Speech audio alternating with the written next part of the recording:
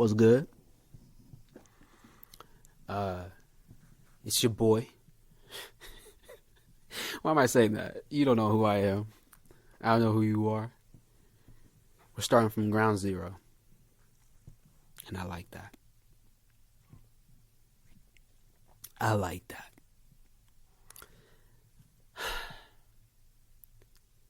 I've been watching a lot of videos on manifestation. I'm just in that mode. And a motif clear throughout all of them is this notion of acting as if. I have notes that I'm kind of going off of up until a point. This notion of acting as if. You know, being in a state where what you want, whether it be physical or conceptual, is already yours in mind. And I say, yeah, that makes sense, right? That's law of attraction. You attract what you are. It makes sense. Where things get shaky with me is the sense of divine timing. And you realize no matter what seeds you plant in mind, by design, it's supposed to take time to bring to fruition. That's the mission, is the time it takes. What you do during that time. It's knowing that, yes, they were seeds that you planted. And with care and time spent devoted to those seeds, the dreams will come to life. They will reap fruit. But god damn, man, life seems to be all about like distracting you from those dreams, right? It's like the moment you have that dream, life is just like, that's cool. Yo, that's really dope. But here's work. Here's 9 to 5. Here's 8 hours and 3 breaks, 15 minutes each. Here's all that shit. Deal with it. It's coming fast, buddy. Here you go. Here we are. What I'm trying to say is, like, I'm trying to manifest something great. Like, something, like, honestly, when I tell you I'm trying to manifest something great, it's truly a love letter to my inner child. And I'm sure when you see the shit that I'm trying to do, you will agree with me that it's like, it makes you smile from ear to ear. That's what I'm trying to do. Not to toot my own horn. The problem I'm running into is confronting the same reality, damn reality, every day and seeing no change towards the manifestation. No change in the concrete, the 3D. I am doing a routine. I am doing the journaling. I'm doing the reflection. But I know things take time to bring to fruition. I know you have to take certain steps to bring your dreams to life and actually implement the vision into its manifestation. It takes time. All I'm saying is my dream is so different from my current reality as it is, that it's like easy that to lose myself in its visualization. Like I dissociate. I work at Goodwill, and that shit is just bruh. It is a suck.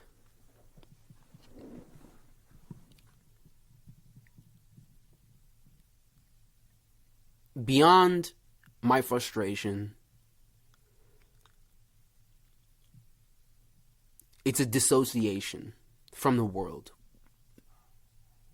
It's dissociating to something to escape. It's something to escape to. It's like a realm of possibility. Infinite. Yeah, but like, it's not really integrated with my reality. I get mad at the world for not matching up with this frequency. It's like this disconnection is the core of my frustration. But I'm trying to come up with some sort of model to help me out of it, you know? And, you know, this video is supposed to be, you know, a look into that theory forming. Imagine the world is a stage. You know, when people enter the world, you're always an audience member. That's like the default setting. You come to watch everything around you. It's like we can't really describe consciousness other than like this like experience where we're just seeing shit. You know what I mean? So like that's the dynamic of the audience, being a watcher of the world play, the world stage. And there are the performers.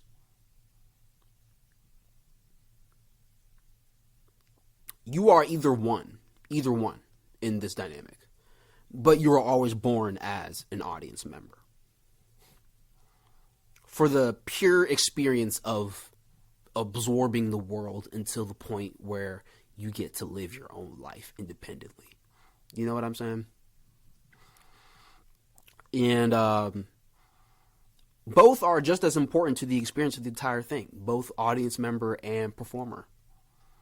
I know Matrix type chat has people in this like paradigm of NPC and main character, but I think that gives way too little power to the experience of the masses.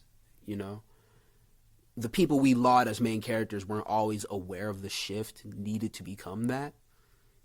And like, they need the masses in order to be main characters. In order to be, you know, on the world stage, they need people to be watched. They need to be witnessed. They need to be perceived.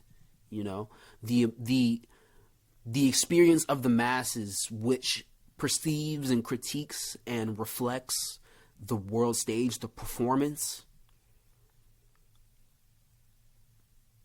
that is so crucial to the whole dynamic. And I think the Matrix model of thought gives no power to the NPC. Like, if you're an NPC, you're doomed, essentially, you know? And I don't fuck with that. I don't fuck with that. I don't want to doom a whole population just because they're not aware. It's not the point. You know, we spend most of our lives in the audience, watching people we've known our whole lives act as representatives of hope, of excellence, of dreams made real. These are the performers of the world stage. You know, athletes, presidents, artists, singers, actors, speakers, people who quote unquote change the world. See how I'm getting into this? See how I'm...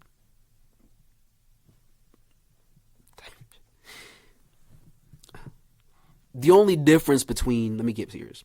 The only difference between the performers and the audience is the duty they hold in the dynamic. You know, to be an audience member, you have to have taste, have time, and have thoughts.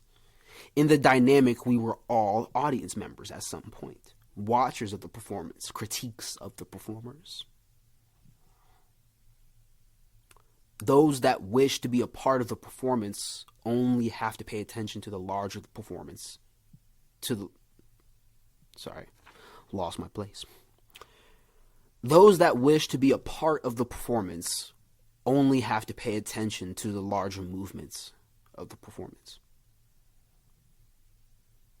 If you want to be a politician, you have to study the play of politics and the lines of the characters in that field, the movement of the players in that field. The world stage has sections where the types of players are separated, the types of performers are separated by the role taken up in the grand performance. Politicians don't move like artists. Artists don't move like athletes. They are characters, but they have different objectives, different styles of play, different ways they say their lines, different attitudes, different alignments with the grand scheme of the performance. You know what I'm saying? It's like being tuned to the right note. in like a orchestra, in a symphony. To want to be a part of the performance, you have to want to take on a role, a mode of motion, a note, a color, if you will, a character in the larger play. That's kind of all I wrote so far in my notes, so I'm gonna just freeform that shit from now on. And yeah, that was not smooth. I think as humans, you have to choose whether or not you want to be an audience member or a performer. Either way, you have a duty to the dynamic.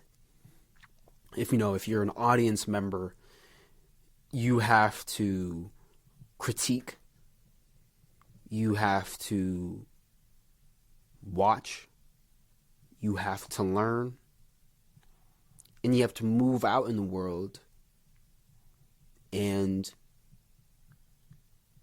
apply what you saw to your life. Whether that be as a form of inspiration, whether that be a form of guidance, whether that be a simple entertainment to you, a simple balm to you after a long day, it's still a device to be used.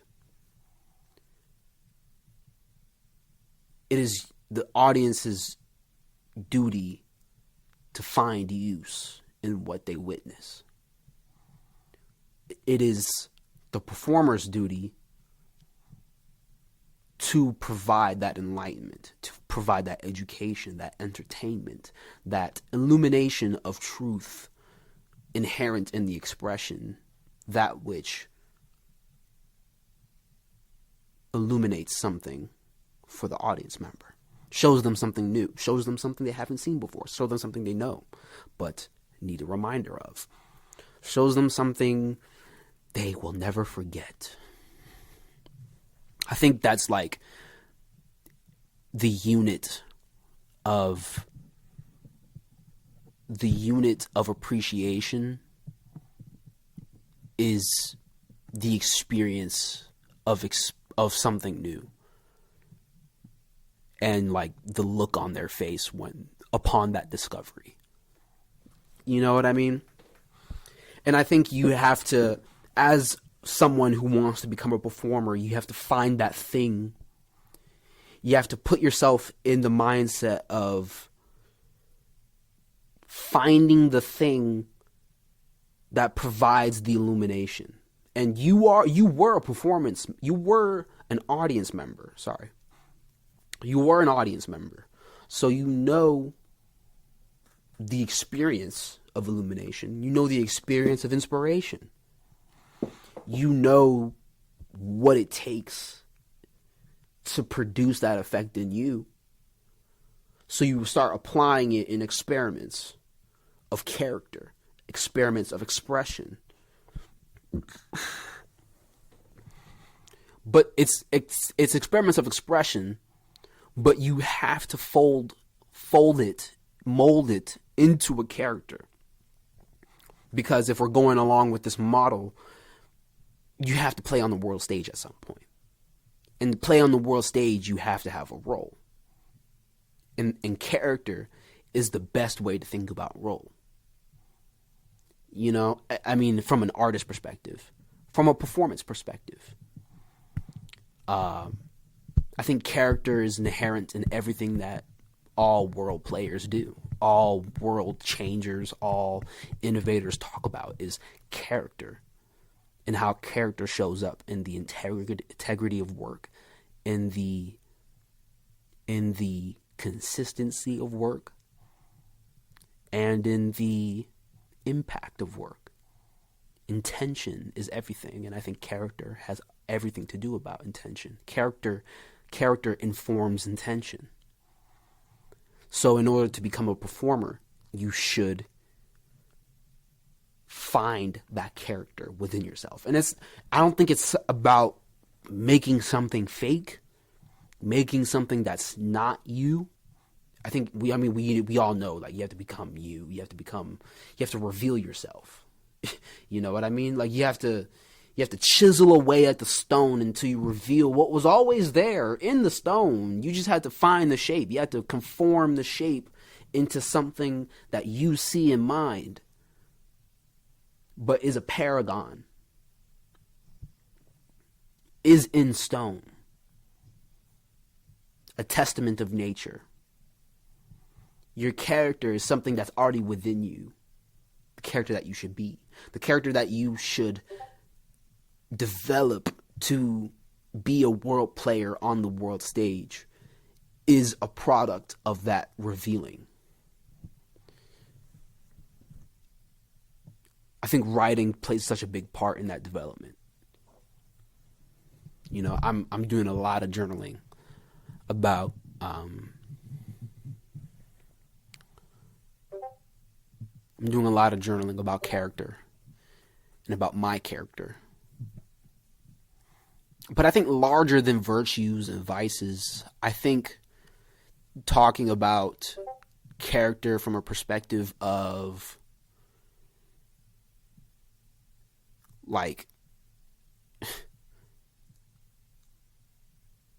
actual character attributes, like if we're talking D&D, you know what I mean? I took so long to talk about that because I feel like that's such a testy subject when it comes to manifestation. Yeah, I feel like there's certain communities that talk about that aspect of, even Matrix even talks about this, creating your character as a main character and what stats you apply to yourself and how money even plays along with that, how to be in tune with the money frequency and how that adds points to your character and whatnot. I've heard it all, but I think creating character is more than just virtues and vices. It's about details about your expression. It's about your story. It's about how your story frames your myth over time. In the world stage, you're immortalized. You have to kind of think long term. The impact, the legacy. How does your icon imprint on the minds of the zeitgeist?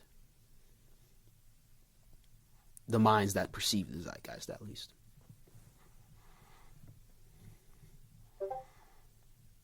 I don't know. It's very interesting stuff. It's a very interesting topic. I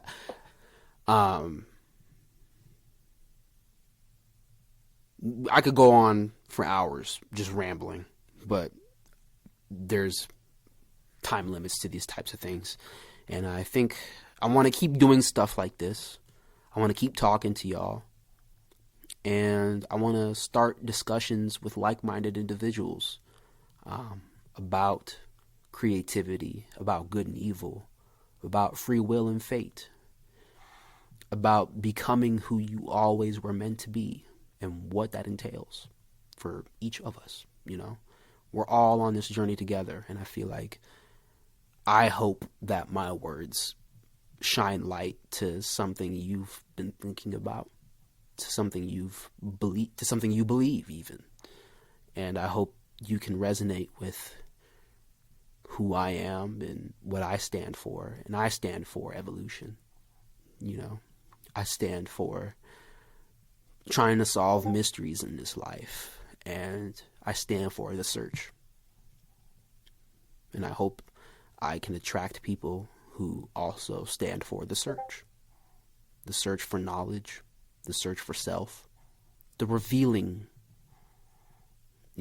I feel like life is all about actually excavating your own bones and finding the scriptures of your story within them. You have to find the story within the bones. It's you. It's your bones, but it's hidden. You're not going to see it on the surface. You have to dig a little deeper. Maze out. I don't know if I'm going to end it like that. No, I'm not going to end it like that.